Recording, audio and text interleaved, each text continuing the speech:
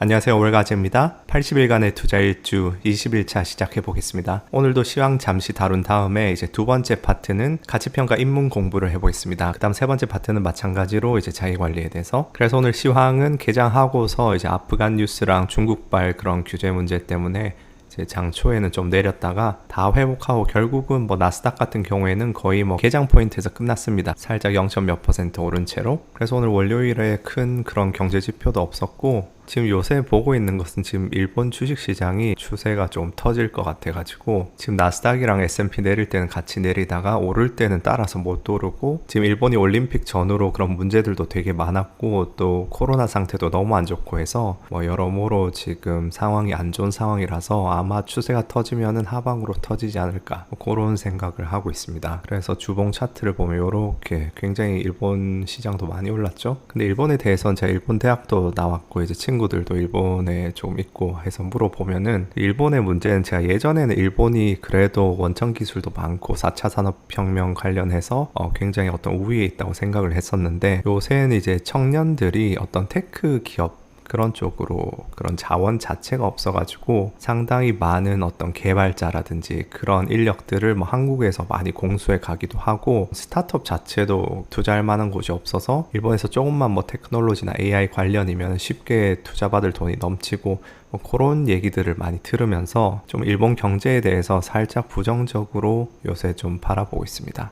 그래서 요새 주시하고 있는 시장이 좀 일본 쪽에 주시하고 있고, 그래서 내일 화요일에 소매 판매 조금 중요하고 또 파웰 연설 살짝 있고 또 수요일에 이제 FOMC 회의로 발표되니까 그런 부분 이제 보시면 될 것 같고, 그래서 시황은 그 정도 하겠습니다. 그래서 이제 주식 가치평가에 대해서 입문 공부를 한번 같이 해보겠습니다. 어제 말씀드렸듯이 이 주식 가치평가를 위한 작은 책, 요 책을 참고해서 이제 커리큘럼을 짰고요. 뉴욕대 경영대 다모다란 교수님의 책입니다. 그래서 이제 이 책 목차를 한번 보시면은 가치평가는 어떻게 하는가, 기업의 사이클에 따른 가치평가, 그 다음 특별한 업종의 가치평가, 요렇게 1, 2, 3부로 나눠지고요. 그래서 1부에서는 가치평가 자체에 대해서 좀 원론적인 이야기하고, 2부에서는 이제 사이클별로 가치평가하는 걸 다루고, 이제 3부에서는 특별한 업종의 가치평가, 금융 서비스나 원자재 기업 등등에 대해 다룹니다. 그래서 제1장의 제목은 가치, 건강한 투자의 시작이라는 제목이고요. 가치평가의 중요성에 대해 이야기를 합니다. 그래서 먼저 건강한 투자란 무엇일까요? 책에서는 가격과 가치를 구분하는데, 가격은 말 그대로 시장에서 이제 거래되는 그런 가격이고, 가치는 그 적정 가치를 의미합니다. 건강한 투자라는 것은 어떤 자산에 대해 그 자산이 가진 가치보다 높은 가격을 지불하지 않는 것,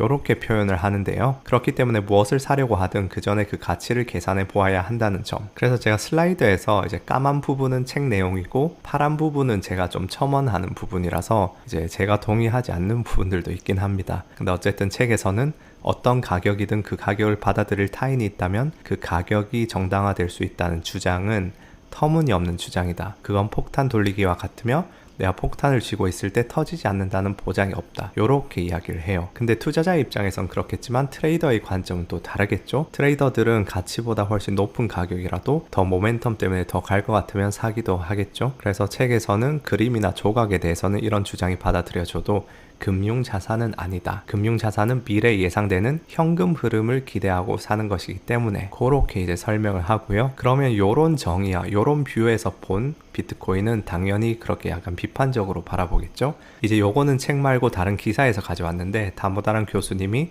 비트코인은 가치평가는 불가능하다. 하지만 프라이싱은 가능하다. 가격을 산정하는 건 가능하지만 가치평가는 불가능하다는 거죠. 그래서 이러한 정의에서의 가치라는 것은 미래의 현금 흐름을 다 현재 가치로 했을 때의 그런 가치 계산이기 때문에, 비트코인처럼 어떤 미래의 현금 흐름이 없는 자산은 이런 가치 평가 기법을 쓸 수가 없다. 그렇게 생각하시면 되고, 그래서 가치평가에 대한 접근법을 개괄적으로 한번 보시면은, 우선 첫 번째로 내재적 접근이 있습니다. 그 자산으로부터 발생할 미래의 현금 흐름과 그에 대한 확신의 정도, 그것을 따져가지고 가치평가를 하는 건데, 현금 흐름이 높을수록, 그 다음 확신이 높을수록 높은 가치를 가진다. 동일한 현금 흐름인데 하나는 약간 불확실하고 하나는 좀 확실하게 들어오는 현금 흐름이면 당연히 확실한 현금 흐름을 더 좋아하겠죠. 그래서 현금 흐름과 확신의 정도, 요 두 가지를 참고합니다. 그 다음에 상대적 접근법이 있는데, 요건 이제 이 자산과 비슷한 자산들을 찾아가지고 그 자산들의 가격을 토대로 가치평가를 하는 방법입니다. 근데 이 둘 중에 꼭 하나의 접근법을 택일할 이유는 없고 두 가지 방법을 다 써서 두 가지 방법에서 다 저평가된 자산을 사면 더 좋겠죠. 그리고 이 책에서는 지금 다양한 가치평가 기법들을 내재적, 상대적 이렇게 두 그룹으로 분류를 하는데 이 외에 세 번째 부류 옵션 이론을 통한 가치평가 방법도 존재를 해요. 예를 들어서 광물 탐사 기업 아니면 원유 시추 관련한 그런 중소기업, 그런 기업들은 원유나 광물을 발견해내면 대박을 치는 거고, 아니면 그냥 서서히 그냥 자본을 소비하다가 뭐 끝나겠죠, 프로젝트식으로. 그래서 그런 성질 자체가 어떻게 보면 옵션과 닮아 있다. 그래서 옵션의 가격을 산정하는 그런 방법론을 여기 주식의 가치평가에 사용하는 그런 방법도 존재를 합니다. 그래서 보시다시피 여기 파란색 글은 책 내용은 아니고 제가 첨언하거나 그렇게 덧붙이는 부분들인데, 혹시 나중에 책과 상충되는 내용을 제가 첨언하거나 그러면 헷갈리실까봐 이렇게 색깔로 분류를 했습니다. 그래서 가치평가가 중요한 이유에 대해서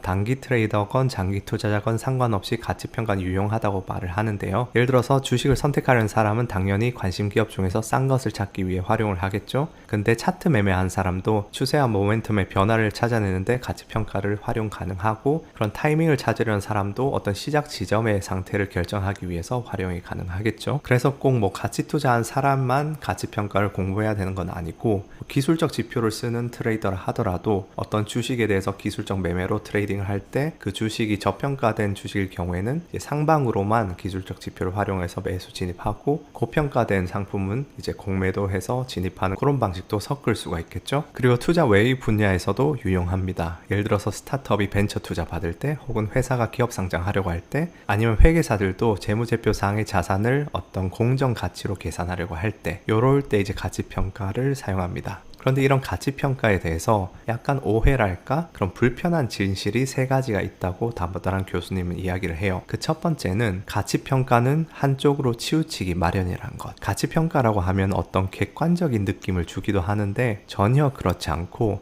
어떤 기업이나 주식에 대한 사람들의 관점이 그 가치평가를 하기 전부터 굳어져 있거나 편향되어 있어서 그게 반영된다는 점, 그리고 누가 어떤 포지션에 있는 사람이 가치평가를 했는가에 따라서 뚜렷한 편향이 관찰되기도 합니다. 예를 들어서 증권사 애널리스트들은 기본적인 개인적인 편향 외에도 어떤 기관적인 요소도 존재를 한다고 해요. 일반적으로 본인이 다루는 기업과 그 증권사가 좋은 관계를 유지해야 되기 때문에 매도보다는 매수 의견을 많이 내는 경향이 있습니다. 그리고 일반적인 사람들도 좋아하는 기업에 대해서는 무의식적으로 높은 성장률, 낮은 할인율을 적용하곤 해요. 왜냐하면 사실 가치평가를 하실 때 모든 것들이 수식처럼 딱딱딱 떨어지는 게 아니고, 리스크에 따른 할인율이라던가 그런 부분들에 있어서 어느 정도 재량적으로 선택을 하셔야 될 부분들이 많거든요. 그래서 그런 가정들이랑 선택들 어떻게 하느냐에 따라서 가치, 평가되는 가치가 천차만별이 되기 때문에 개인의 편향이 굉장히 중요한 요소다. 그게 첫 번째고요. 그 다음에 두 번째는 대부분의 가치평가는 틀리기 마련이라는 점. 수학이나 물리학처럼 딱딱 맞아떨어지는 분야가 아니에요. 그래서 첫 번째로는 수집한 정보와 데이터에 문제가 있을 수도 있고요. 아니면 수집한 정보는 다 정확하더라도 그걸로 이제 미래의 예측치를 추정하는 과정에서 필연적으로 추정 오류가 생길 수밖에 없습니다. 우리가 미래를 알 수 없으니까. 그리고 특히 어떤 가치평가를 할 때 사용하는 데이터는 분기별 데이터라서 히스토리를 뭐 10년 잡더라고 해도 그 데이터 포인트가 많지가 않아요. 그래서 추정 오류가 꽤 생기게 됩니다. 그 다음 세 번째는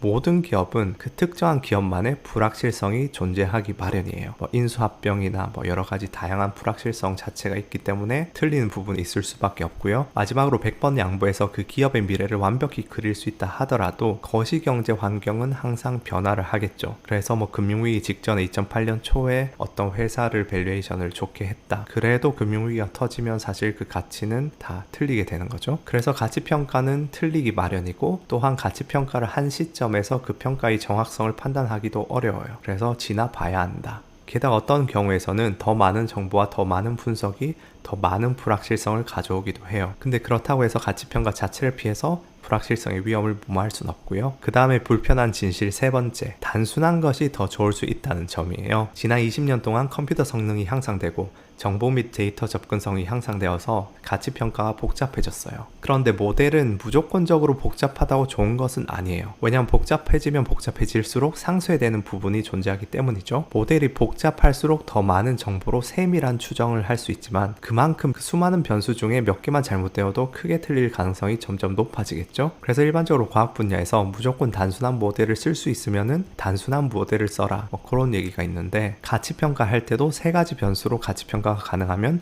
5가지를 입력하지 말고, 3년간의 전망치로 가치평가가 가능하면 어차피 틀릴 10년간의 현금 흐름을 쓰지 말라는 거죠. 과유불급이다, 오히려 더 좋지 않다, 이렇게 이야기를 합니다. 그래서 이제 쓸데없이 복잡한 과유불급의 대표적인 예가 지난번에 아크의 테슬라 몬테카를로 모델이 있겠고요. 그래서 다무다른 교수님은 당연히 아크에 대해서 굉장히 비판적인 목소리를 종종 내시기도 합니다. 그리고 이런 모델의 복잡도에 대해서는 선행편 15편 보시면은 그 사주팔자 관련된 영상인데, 실제로 그런 내용은 아니고요. 그 편에서 제가 기계학습, 머신러닝 모델을 설명하면서 어떤 오버피팅과 언더피팅 개념을 설명을 합니다. 이 7분 41초부터 13분 10초까지 그 파트를 한번 참조를 해보시면은 이 얘기가 좀 더 이해가 잘 되지 않을까 싶습니다. 근데 이러한 불편한 진실들에도 불구하고 결국은 금융시장에서 남들보다 덜 틀리면 된다, 요게 요지거든요. 그래서 가치평가의 복잡성, 뭐 정보의 불충분성, 불확실성 등등이 가치평가 시도를 멈추어야 할 이유는 아니라는 점, 그리고 투자의 성공은 옳은 데서 오는 것이 아니라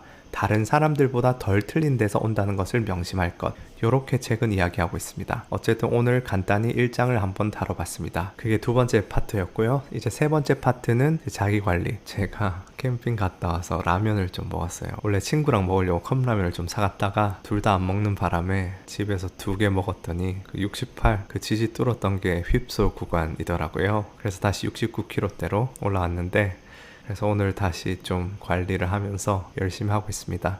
아침에는 한 7시 일어나서 명상하고 뭐 스트레칭하고 그랬고요. 그래서 한국도 이제 아침일 텐데, 오늘도 기분 좋은 하루 되시고, 뭐 스트레스 받는 일 있으시더라도 그냥 한번 웃어주시고 행복한 하루 되셨으면 좋겠습니다. 감사합니다.